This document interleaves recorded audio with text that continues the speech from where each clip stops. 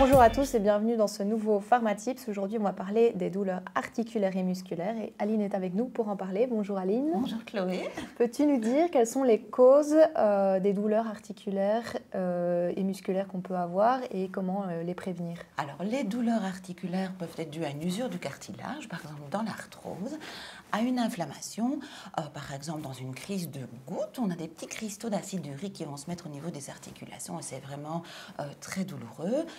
On peut avoir des douleurs articulaires suite à une infection, par exemple la maladie de Lyme, ou liées à une maladie auto-immune comme la polyarthrite rhumatoïde, ou alors c'est dû à un choc comme des entorses ou à une chute.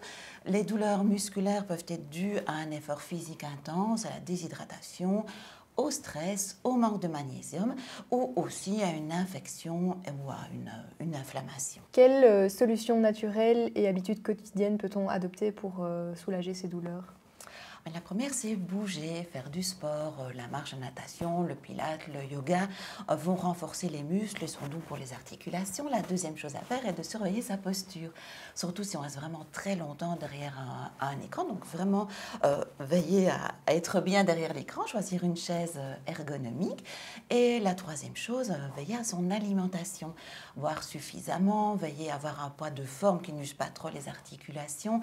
Les poissons gras très riches en oméga 3 anti-inflammatoires et en vitamine D sont très intéressants. Les noix, les noisettes, les bananes sont très riches en magnésium. Le curcuma, qui est une épice, est riche en curcumine, qui est anti-inflammatoire.